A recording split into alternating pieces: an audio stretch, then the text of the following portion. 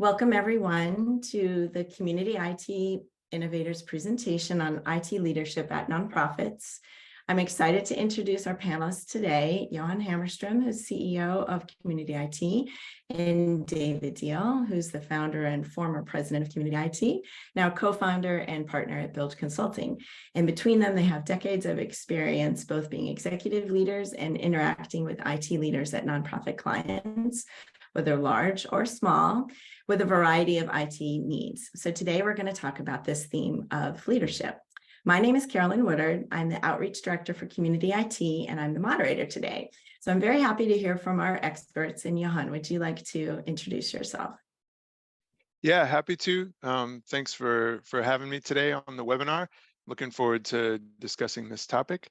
I've been with Community IT for over 20 years, have worked with hundreds of nonprofits in that time, and have really seen the value and importance of strong IT leadership. It's a topic that is kind of near and dear to my heart. So I'm looking forward to the discussion. Yeah, just really glad to be here today. As Carolyn mentioned, I used to be at Community IT for about 20 years, and been at Build now for about 8 years. But definitely involved in helping to grow those organizations and helping nonprofits to grow out their technology support and IT functions. So it's definitely a topic I've thought a lot about and worked on a lot with Johan and Carolyn and others. So really glad to be here today. Really glad to see some familiar names in the attendee list and also some new ones. So Build Consulting is a team of people across the US. It sounds really large, but we're a small firm that works exclusively with nonprofits in the US and Canada, mostly mid-sized and large nonprofits. We are independent of any vendors. So whether it's Microsoft or Google or Salesforce or Blackbaud or anyone else, we really sit on the client's side of the table and figuring out what's going to be best for them. So we provide technology and data strategy for organizations, both in CIO roles and through assessment and software selection projects and through leading implementations. And we do that with a strong focus on organizational change management. So technology alone is almost never the answer. And so we really focus on those other things that help organizations to use technology effectively. Thank you. And I'll jump in and talk a little bit about Community IT before we begin. So if you're not familiar with us, we are a 100% employee-owned managed services provider. So we provide outsourced IT support. We work exclusively with nonprofit organizations, and our mission is to help nonprofits accomplish their missions through the effective use of technology. So we're big fans of what well-managed IT can do for your nonprofit. And we serve nonprofits across the United States also. We've been doing this for over 20 years.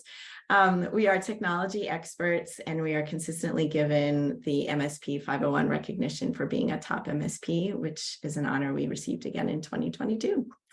So I want to remind everyone that for these presentations, as David was just talking about, Build Consulting, we also are vendor agnostic. So we only make recommendations to our clients and only based on their specific business needs. So we never try to get a client into a product because we get an incentive or any kind of benefit. We do consider ourselves a best of breed IT provider. So it's our job to know the landscape, what tools are available, reputable, and widely used. And we make recommendations on that basis for our clients based on their business needs, priorities, and budget. The next thing we're going to talk about is our learning objectives. Today, we wanted to discuss career paths and ideas to identify new leaders of IT at nonprofits. We want to understand the importance of IT leaders learning to match real business needs of their organizations and IT needs with their roadmap. And we want to learn the importance of prioritizing, setting the example, and holding yourself, your staff, and your organization accountable. So this poll is interactive. So what is your role at your organization? Are you a team member? Are you a manager? Are you a director? Are you at the C-level? Are you an executive director or CEO, or is this just not applicable to you? All right, so Johan, would you mind reading the poll results? Happy to read them. A really interesting and nice distribution of roles on the webinar today. So 20% of attendees roughly are team members, 10% managers, 40% are at the director level, 10% are at the C level, 10% are executive director and or CEO, and 10% it does not apply to. So we had a really pretty much across the board in terms of who's attending today.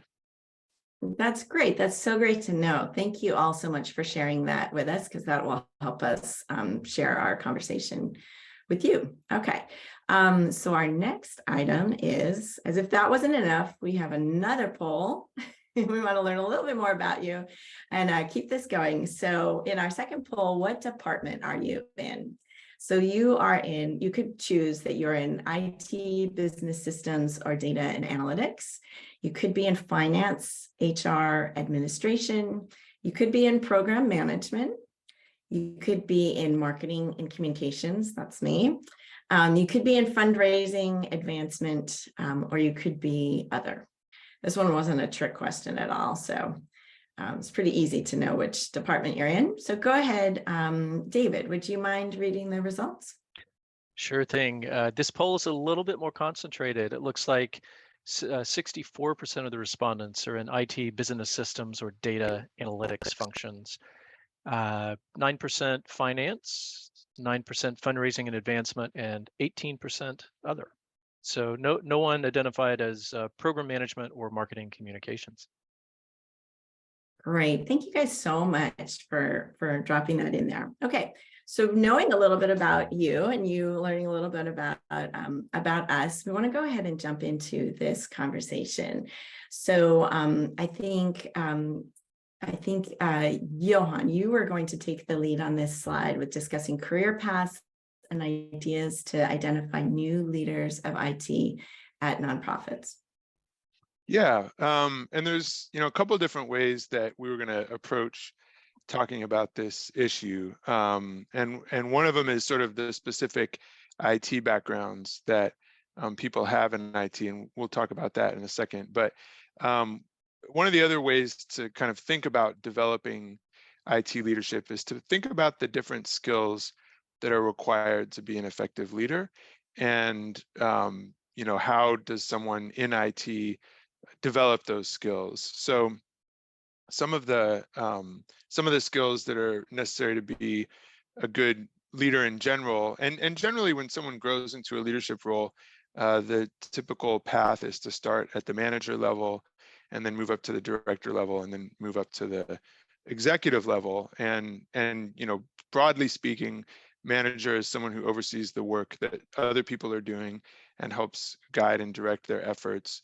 A director is someone who oversees the management that managers are providing and helps to ensure that the strategy of the organization is being executed effectively. And then someone at the executive level is helping to develop organizational strategy, providing a long-term vision for the organization. And that's a somewhat overly simplistic way of looking at leadership, but I think it's a helpful structure for thinking about moving up the ladder, if you will, if you're in IT, or if you're responsible for IT and you need good leadership in your IT function. So starting at the management level, what are the skills that are needed to be an effective manager? And some of those, might be, they start with the individual. So does someone in IT have good personal time management skill? Are they able to manage themselves effectively? Are they good at planning out tasks and ensuring that tasks and initiatives get completed in a timely manner? Another important skill for management is communication, being able to communicate effectively with the people that you're managing, making sure that they understand the overall task that the team is working towards.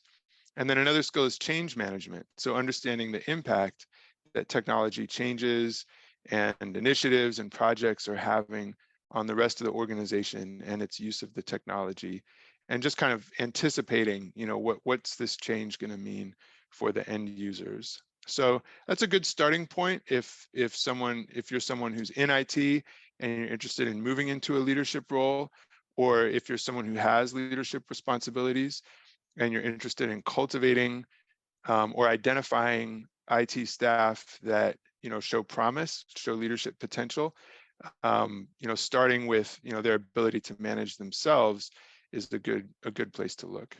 Yeah, thank you, Johan, for that. I think I look at this question and I feel like it's a provocative question.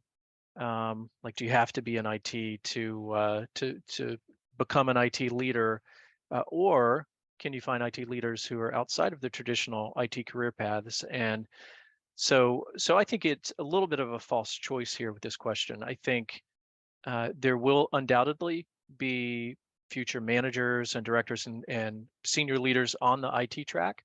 But I think there are also those who aren't on that track who could feasibly lead IT. And a lot of times they might have a role that looks like COO role or some other role that has responsibility for technology. Because what's needed from a technology leader at the manager level is very different than what's needed from them at the senior leader level, right? And I think they do certainly build, each level builds on the others to some extent. And what I mean by that is, first you need to be able to manage yourself well before you can manage others well, before you can lead others. So they certainly build in that sense. But, I think the career path to being an IT leader doesn't have to necessarily lead up through, IT channels. I think it will 90% of the time, but sometimes you can find a great leader who's not from that path, who has supervised people on that path, who can really make an effective kind of CIO for an organization. So I think that's one important thing I'd add to what you said. I think it's interesting, our attendees, it's a mix of leaders who are probably thinking about how do we cultivate this next generation of management and leadership, but it's also people who are not in leadership roles currently. And I think for those people who aren't in leadership roles yet, I would offer just a little bit of guidance. I think becoming a manager, becoming a leader, it's not like a point in time activity. It's not a class you take. It's not a webinar you attend. Sorry, we're not going to have all the answers today. It's really being a lifetime learner and having a commitment to that, right? And my own path took me through things like the servant leadership school for classroom learning and probably a skill path back in the day was some of the webinars I would attend, and peer learning programs. I was in a group called Entrepreneurs Organization, and then once I did a summer program, the EO MIT program, and I think all of those things were activities, webinars, learning activities, each that kind of added a piece to my toolkit in figuring out how to become a better manager or leader. So I just think, and maybe we'll talk at the end about some resources for those sorts of things, but, have that commitment to being a lifetime learner, learn about yourself, learn what you need to do and develop to become a manager and leader and to become a better manager and leader. And then, I really think becoming a good leader is in part about knowing your blind spots. And then surrounding yourself with people who, with team members or consultants who can see things that you can't. We all have strengths and weaknesses, and kind of knowing yourself is one of the most important steps to being able to be effective in any of those later roles: manager, director, leader. I was just going to jump in to say that I did put a resource in the chat, and I wondered if people who are on the webinar also might want to share resources that they know of and use for leadership development and kind of learning these issues. I'm sorry, Johan, I wanted to just jump in and ask about mentors. So I feel like I was very lucky to have good mentors kind of find me in the different places I was at when I was younger in my career. But for people who aren't having someone reach out to them to offer mentorship, what would you guys recommend in terms of finding mentors? Like, how do you go about that? Well, I was very fortunate because my first boss was Dave, and he mentored me for many years in my leadership path and in growing into a leadership role. So I was just extremely fortunate. And Dave can speak a little bit more about his. I remember he was very intentional, especially in the early days of community IT, about seeking out mentors and constantly, finding organizations, peers, and other individuals that he could learn from. So I'll let him speak more to that in a second. But I just wanted to just really affirm what you were saying, Dave, about learning and the importance of learning.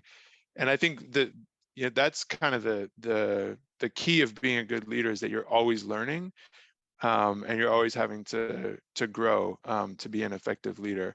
And I think most leaders in professional services have a really strong foundation in a specific area. So if you're in IT, maybe you have a really strong foundation in infrastructure, or in databases, or in data analysis or data management. If you're coming from operations, maybe you have a strong foundation in project management, or in financial management. So I think a lot of leaders in nonprofit organizations start their career in a particular area and build an incredibly strong foundation, but then the leadership path is all about adding new skills and adding new competencies that you build on top of that initial foundation. And so if you're coming at IT, if you don't have an IT background, but you've been given some leadership over IT, then you can rely on whatever your foundational background is, but you're going to have to learn IT at some level. In the same way that if you're coming from an IT background and you're moving into a director role, or a CIO or CTO role, you're going to have to learn how to read a financial statement. To be an effective business leader, nonprofit leader, you have to understand the finance side of the organization. So that's something you're going to have to teach yourself. But in the same way, if you're coming from a financial background, you're going to have to learn IT, and it's possible. It's possible to learn it at a level sufficient enough to be able to lead and oversee it. I'll just add, certainly, Johan, thank you for the comment. And I've learned a ton from you as well. And I feel like certainly Chris Chang, who founded our parent company back in the day, was an early sort of mentor for me in being an entrepreneur and being a technology consultant.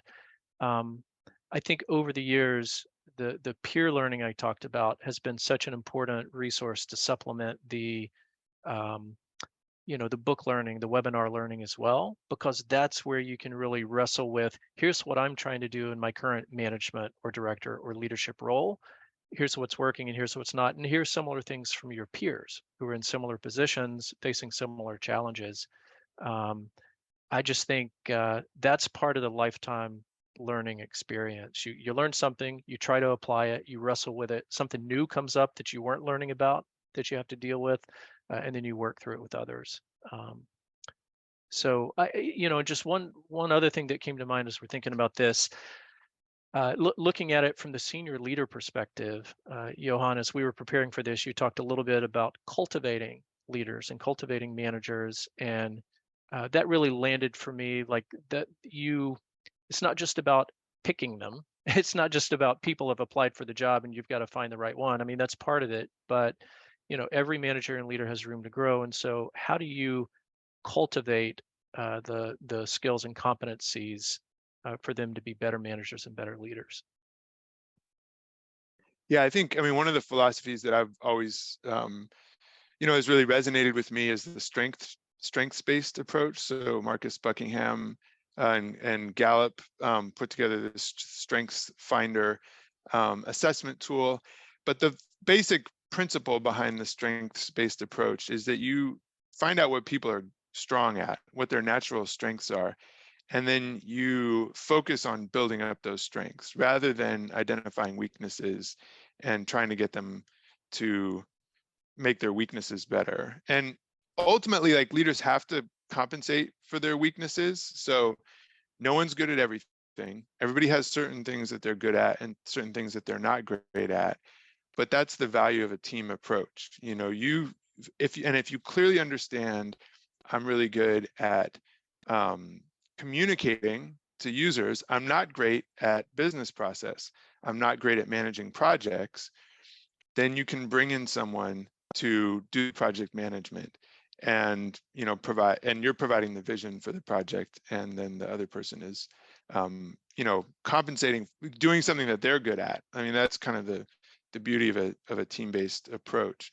So if you're cultivating leadership and management potential in IT, it's really important to understand where people are strong and where they're weak, also where their weaknesses are. Because I think one of the big challenges that I've seen over the years in IT is that if someone is with an IT background is interested in moving into a leadership role, but they're not really completely aware of the things that they may not be strong at the leadership level, they'll tend to sort of subconsciously compensate for it by just going back to what they're familiar with, which is the technical. And they'll end up just going back and doing all the technical work and kind of falling back on that, because of their the uncertainty they feel, with a lot of the new leadership responsibilities that they're taking on. So I think it's both a combination of just being aware of that in yourself, maybe seeing it in other leaders that you're helping to cultivate and bring up.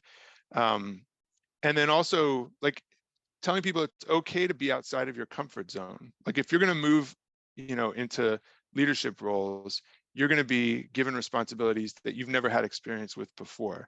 And that can make you feel really uncomfortable. But I think if you're bringing someone into that role, or if you yourself are moving into that role, the more honest you are about it, the better chance you have of dealing with it effectively. There's some great points, Johan. I just want to chime in with a couple of supporting points. I think one of the most common challenges I'll see for a new manager is exactly what you were saying about they'll fall back on what they're comfortable with, which is the doing, the technical.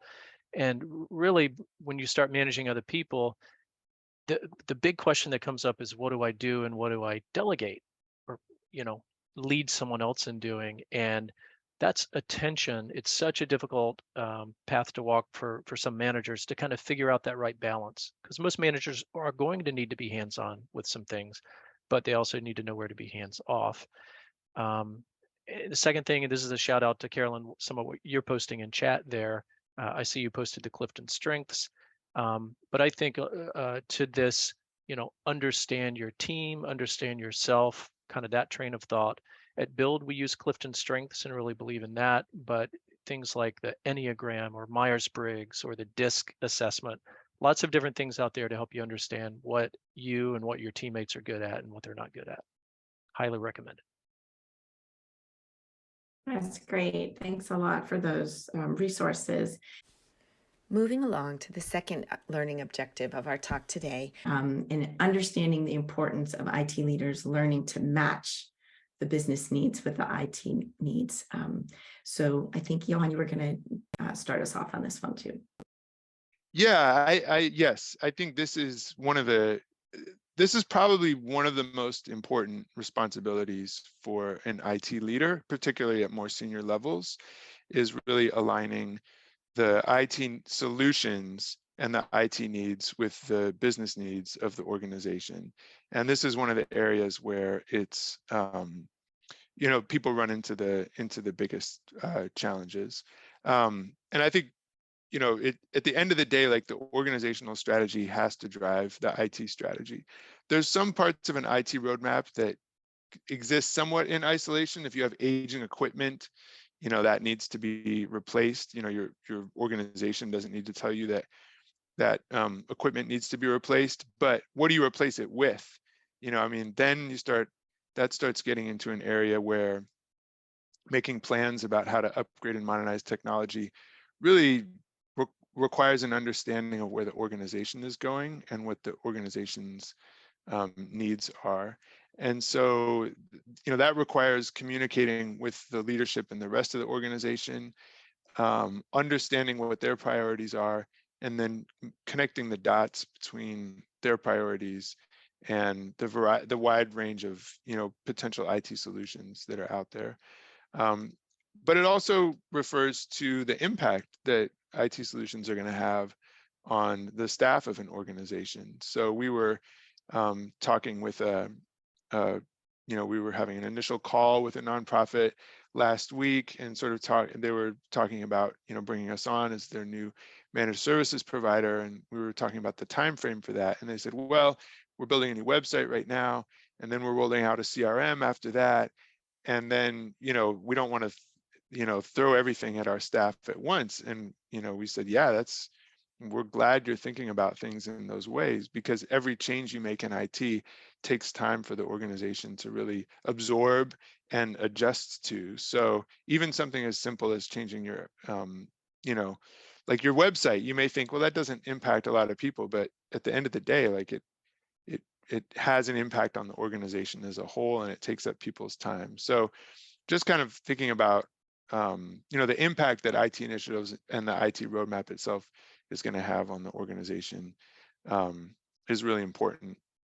The one other area that I'll just mention as an illustration is cybersecurity. And cybersecurity is something that I think, there's sort of a misconception, and I think this has been somewhat perpetrated by the cybersecurity tools industry. There's a lot of fancy cybersecurity tools out there. Some of them are very expensive. And there's sort of this misconception that just buy this technology and you'll be safe. And the reality is, like, developing a cybersecurity program is a really complex endeavor, and it touches on all aspects of the organization. So what is your organization's liability? What compliance requirements, regulatory compliance is the organization required to follow? How much cybersecurity insurance does the organization have? What are the costs, potential costs of a breach? What's the impact of that?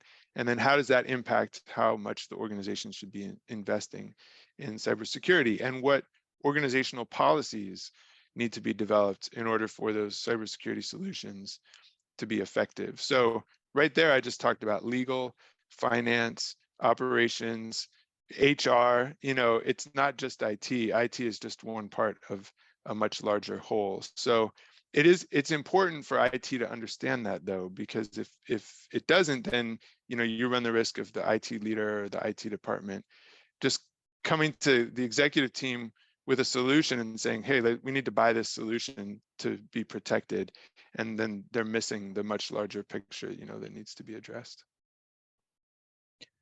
Johan, I think you just brought up something really important about IT leaders have to be conversant in the organization's work, in the organization's business, in the organization's processes. It's vital for IT leaders and technology leaders and data leaders to not just view their roles as technology roles, because technology does not live in a silo.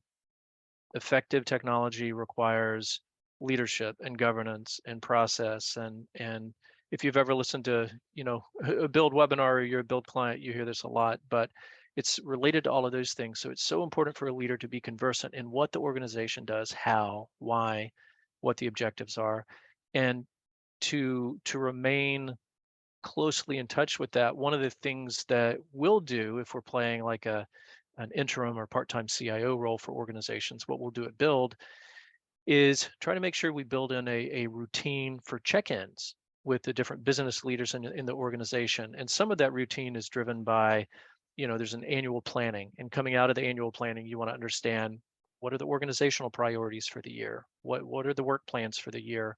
But then also you want to stay synced up throughout the course of the year to understand what's working, what's not working. And so those are really important, making sure that your relationship with the business units is not just a help desk relationship, if you will.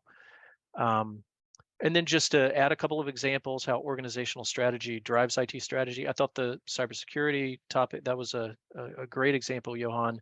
Just a couple of other quick ones, like even if the organization is anticipating, look, this is going to be a tougher year on the revenue side, that's the way in which, the organizational strategy to, minimize costs a bit this year is going to inform your technology strategy.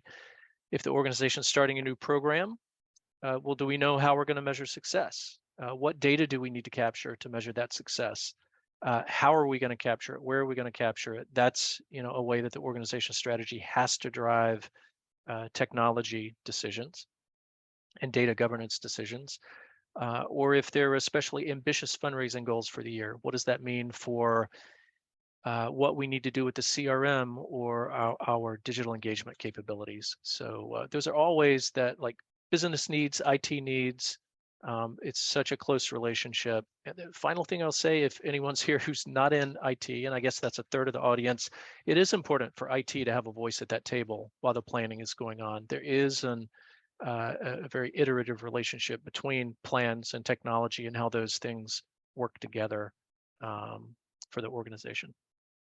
Yeah, I mean, it really needs to be a collaborative relationship, and that's why we have this arrow going both ways on the title of this slide, because I think oftentimes the rest of the leadership of the organization sort of feels like, well, I don't understand IT, I don't really know technology, that's not my background, just tell us what to do, or just tell us what we need, as if it kind of goes both ways. Like, on the one hand, IT too often is oblivious to the business needs of the organization, but in the same way, oftentimes organizational leadership doesn't recognize the impact that IT has on the rest of the organization. And so it does need to be a dialogue, and because the IT needs need to be sort of feathered in to the overall organizational plan. And that can go wrong in multiple ways. If the last thing you want to do is give IT a blank check.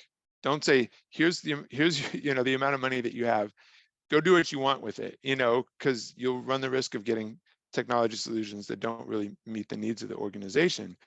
But by the same token, you don't want to limit IT sort of without understanding, like, as part of the organization's budget development process, there should be budgetary input from the IT department. But those budget requests have to be justified, but that justification begins a process of dialogue to help the senior leadership understand, like, it's important that we replace this equipment this year, or it's important that we move to this new solution this year. And here's why, here's how it affects the rest of the organization's goals. Because if that dialogue isn't happening, then it's just a bunch of, it's just costs. And then, and nonprofits are often in the position of having to really monitor their costs, and in many cases cut costs, restrict costs, because they just have very real resource constraints. And so if IT is not having that dialogue with the rest of the business, then it just appears as a cost center, and there's no sort of value associated with what should be an investment, in the core foundation of the organization. Thank you, Johan. That's great. I remember you saying once that if you show me your budget, you'll know your priorities. And I feel like that's a good way to put it. I want to make sure we have time to talk about the 3 leadership traits to cultivate. So people are here in this presentation looking for some things that they can work on. And I know, David, you had talked about these traits, and I wondered if you wanted to kick us off in talking more about them.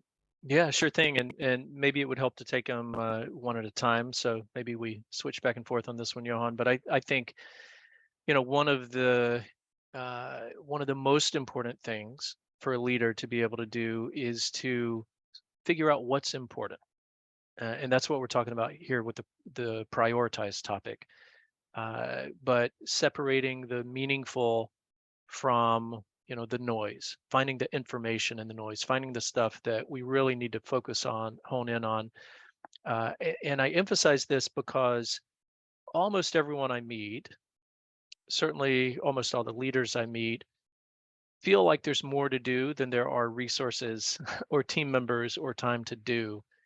I think one of the tendencies of a leader is to add to team members' responsibilities without seriously thinking about what can team members stop doing, right?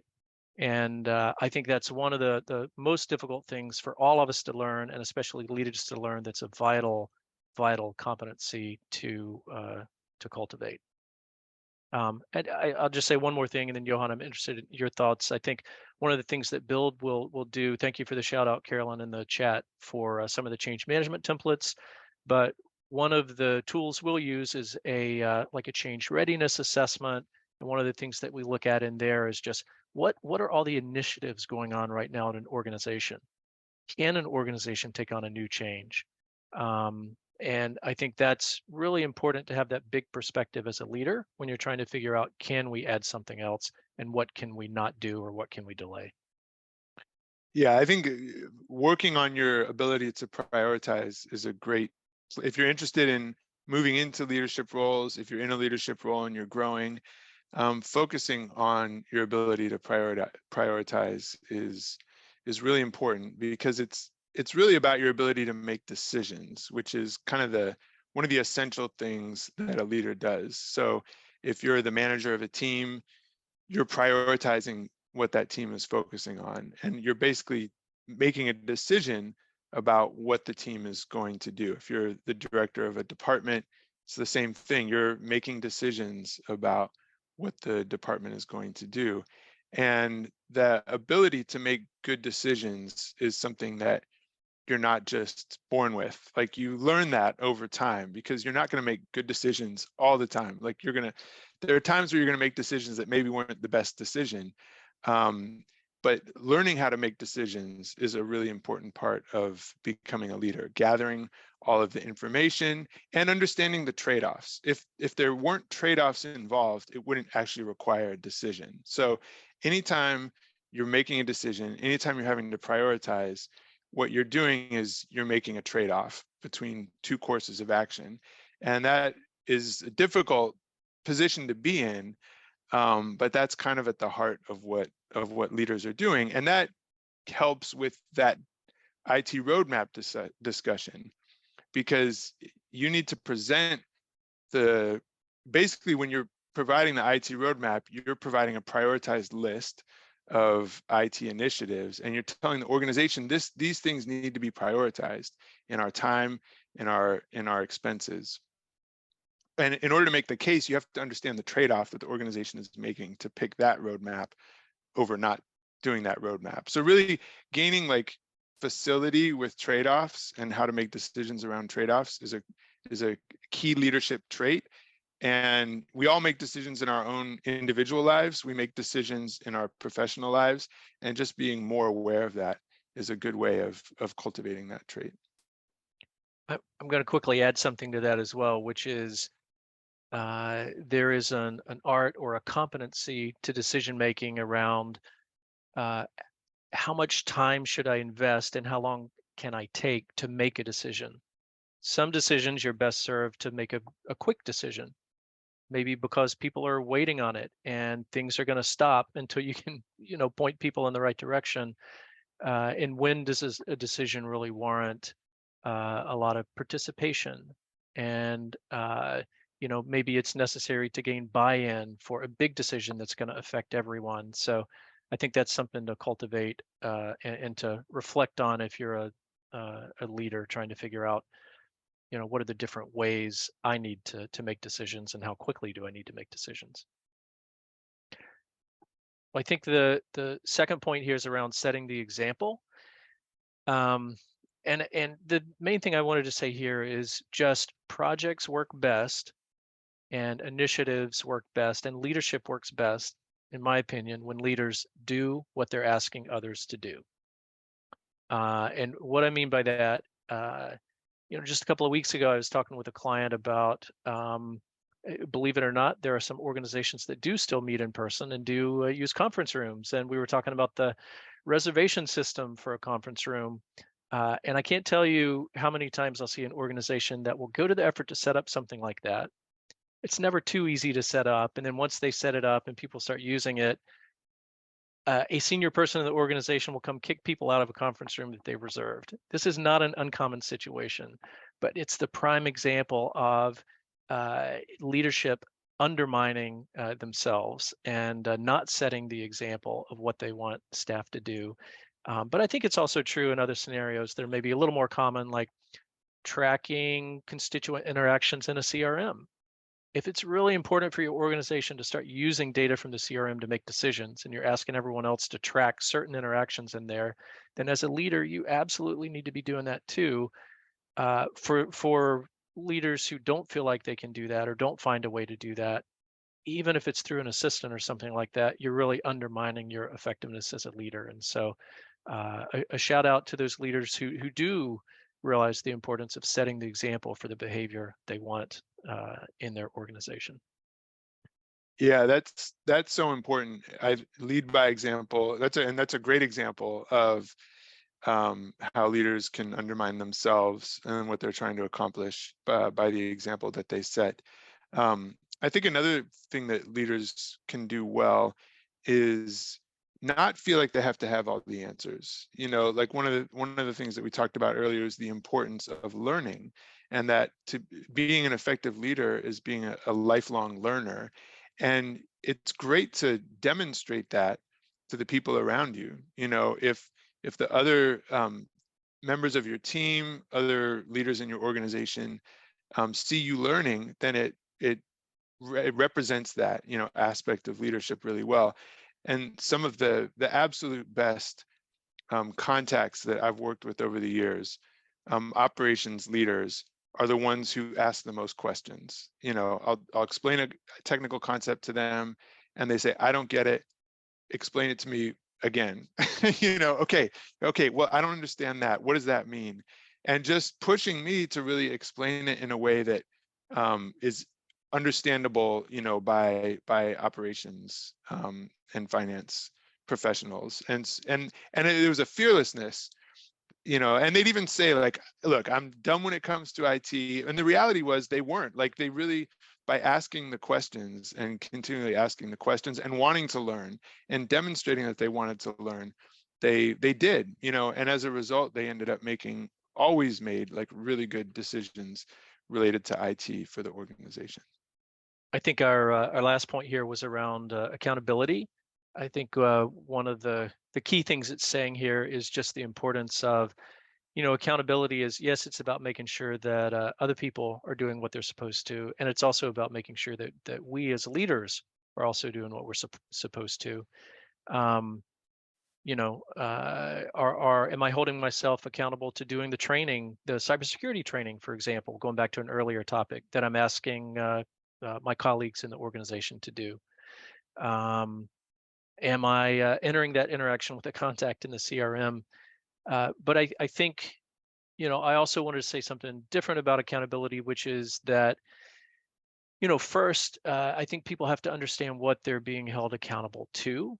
And so the onus is on the leader to really clearly communicate the vision and expectations, to make time to make sure that those things are clear, to act as a champion for that vision, those expectations, to make sure that it continues to be communicated. But then it's really important to build in ways to see if it's working. So let's to use like a business systems example, and going back to the CRM example, if it's that we're going to start to use CRMs to track a CRM to track our interaction with constituents, what are the ways that we're building in to see if that's actually happening? And what are the ways that we're building in to get useful, actionable data from that? So I think that's part of accountability, finding ways to put to use those things that you're implementing. Build it into your weekly meeting. Like if you're reviewing prospective major donors, make some time to show a dashboard at your team meeting and build in kind of that accountability to the group around, look, we need to, this needs to be a live, dynamic, real-time tool that we're using because we're all going to be looking at it at the team meeting. It's not something that we do later and catch up on. I love those examples, Dave, because I think oftentimes when people hear the word accountability, they immediately think of uncomfortable conversations. And like, I don't want to have an uncomfortable conversation. It's like, well, nobody does really. But accountability is so much more than that. And you really need accountability structures and accountability systems. And that's, you know, that's what I hear you saying in the examples that you were using. And, you know, an example from my world is a ticketing system, you know, just having all of the IT issues that need to be solved for an organization in one place and having those issues documented and then assigned to somebody to resolve. is a system. That's a system of accountability. And then having a weekly meeting to go through those tickets and check on the status of their resolution is an accountability structure. And that's a very simple example, but ultimately leaders are responsible for building and maintaining those systems and structures of accountability. And hopefully if you're getting started in your career as an IT leader, you're moving into a role where some of those systems and structures are already in place, but oftentimes they have to be changed, they evolve over time, and sometimes they have to be created from scratch as well. I wanted to jump in and make sure to say that accountability doesn't have to always be somebody who wasn't doing what they were supposed to be doing. Like if you don't have a way to check that things are being done, you don't have a way to praise the people, the staff who took the training and are doing the thing the new way that they're supposed to be doing it. So it's really important from that standpoint as well to make sure that people know when they're doing a good job. You know, I'm gonna go back and revisit our learning objectives, which I think we did a pretty good job of hitting. That we wanted to discuss career paths and identifying new leaders of IT at nonprofits. We talked a lot about how to, if you're an IT person, how to find resources to grow into a management role. If you're a manager or director, even a C-level leader, ways to be able to improve your IT understanding and understand and be able to manage that as well. Understanding the importance of IT leaders learning to match real business needs with your IT roadmap and your strategy. And I think you guys both touched on that in great ways. And then learning the importance of prioritizing, setting the example, and holding yourself accountable and having those accountability systems. So that was a really good conversation there. David and Johan, did you have any last words you wanted to talk about? I just had one resource to share. I don't think it made it into the general chat, but for people looking for webinars to kind of supplement their journey to becoming managers and leaders, then or just online training courses and pre-recorded materials, then LinkedIn Learning is certainly a good resource. I'm sure everyone's heard of that one. There's another one called Udemy, Udemy, for people who aren't familiar with that. That also has some good resources as well. There are many sources out there, but I just wanted to give a shout out to a couple in case people just need a place to start. I'll make sure to put those in the transcript when we post that with the video and the podcast. Johan? Yeah, just as some final thoughts. If you don't come from an IT background, didn't come from an IT background, but you're in a leadership position at a nonprofit, I strongly encourage you to do what you can to learn more about IT. The more you learn about IT, the more effective a leader you're going to be for your nonprofit. And if you're in IT and you're thinking about moving, or you're thinking about exploring a possible leadership role, I strongly encourage you to do that. There's a kind of a desperate need, in my experience, for strong IT leaders at nonprofit organizations. And you don't necessarily have to have the manager title to start working on your leadership skills. So I hope that we've given you some good ideas today of things you can look at and pursue. And if you're thinking about going the leadership route as an IT person, I encourage you to do that. Thank you so much. And I think both of you are very willing to take questions offline as well, so people can find you on your websites and contact you with maybe some further ideas or information that they would like to ask you about. And I just want to thank you, David and Johan, for sharing your time with us today. I just, what a wonderful conversation. I feel like this was very, very helpful to me personally, but also I feel like this is going to be very helpful to the people who can see it on our website. So thank you again for your time. Thank you everybody who joined us today. We really appreciate it. And we'll let you go on your way. Thanks again.